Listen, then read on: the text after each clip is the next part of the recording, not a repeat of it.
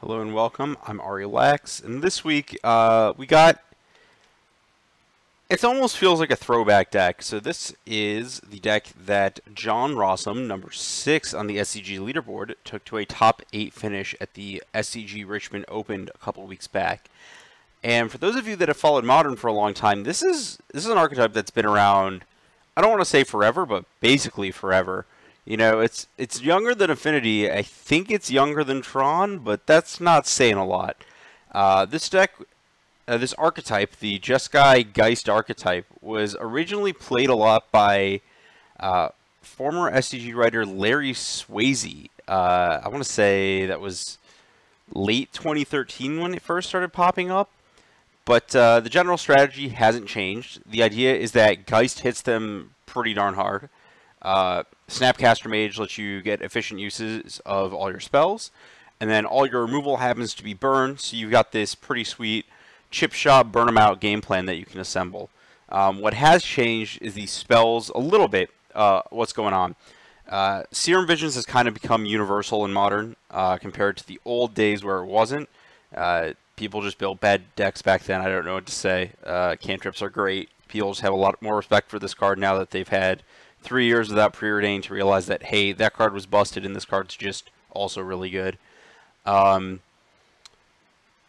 Spell Queller was printed is the other big addition. Just another tempo-y, value-y, reasonable beatdown creature that covers up some of the holes the previous versions of the deck had in terms of just like random spells that you couldn't answer. Just like losing to stuff like Scape Shift's a little harder when you have Spell Queller in your deck. The other thing that's been added is Logic Knot as a more scalable 2-mana counterspell than Remand or Mana Leak.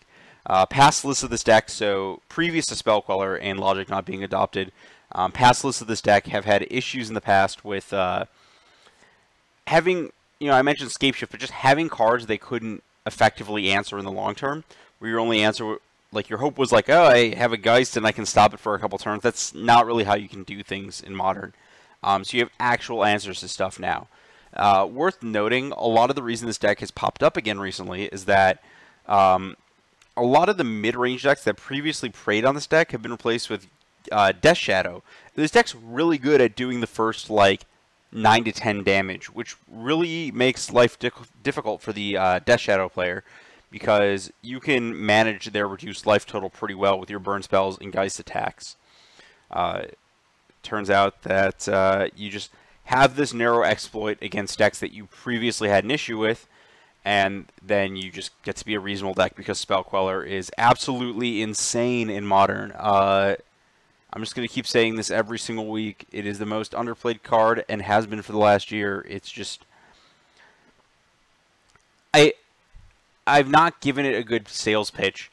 Just like, it covers random stuff, but like, until you actually play games against Spell Queller with just like a spread of the format, it's hard to really understand how much it messes up a lot of the things that people would do to beat these blue-white decks in the past.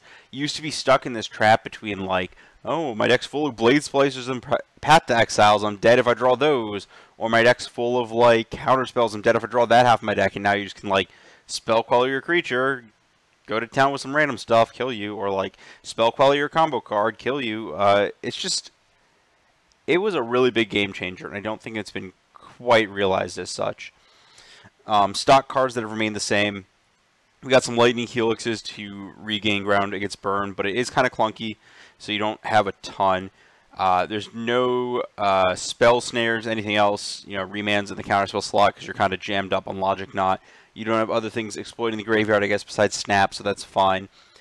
Path is just the best generic removal spell. Bolt is both the way that you close and best generic removal spell, again, besides Path and Push.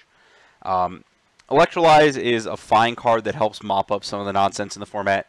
Lets you add burn density to the deck without adding generically horrific cards to your deck, like cards that can be really bad, like Boros Charm can be really bad. This card gives you a little more flexibility in terms of what you're doing in a given game, which is definitely something you're looking for in your Spell Queller, Snapcaster Mage, Logic Knot deck. And then a million Cryptic Commands. This might be too many. I think every time I've played this deck, I've always said that I wanted to cut 1 afterwards, but I'm going to start with 4 because the rule is despite me saying that, I think I just always want to start with all the cryptic commands because the card is so good when it's good. But I'm probably going to say at the end of this that I want to cut 1. So I'm just saying in advance there's just going to be 4 in the deck, and then I'm going to want to cut 1 after. Just preemptively, that's exactly what's going to happen. Mana is pretty simple. Just, you know, standard fetch, dual base, heavy blue for cryptics and logic knots. You get a couple Spire Bluffs to mitigate some of the self-damage that this deck was capable of doing, or the slower hands, which is not the worst thing in the world. And then you have Celestial Colonnades, just another way to close out. The 4 in the air really adds up fast. This deck can often put its opponent into like double Colonnade chip shot range, if you can really call 2 attacks a 4 chip shot. But you are definitely a deck looking to end the game, and not a deck looking to... You can compete in longer games, but that's not your game plan. Moving to the sideboard, let's fold this out here. Got a bit of mix of stuff. You have a million ways to beat up on Affinity, mostly because Ceremonious Rejection is conveniently pretty good against Eldrazi Tron. Though I have reservations about the card. I've had issues in the past with a ton of Ceremonious Rejections against that deck on the basis of them having access to Cavernous Souls a reasonable amount of time. So it's kind of a like mixed really good card / liability. I also have concerns about it because this deck is, once you board out the Lightning Bolts, not super vulnerable to Chalice of the Void, so countering their non-creatures is not the biggest deal, but it's fine, whatever, it handles Affinity too. You know, generic anti-whatever answer that hits Affinity, get wrecked Affinity, good luck. We got some sweepers against various things, Anger against Dredge, and Elves-style stuff, Verdict, just kind of the generic, and then Elspeth against the bigger creatures.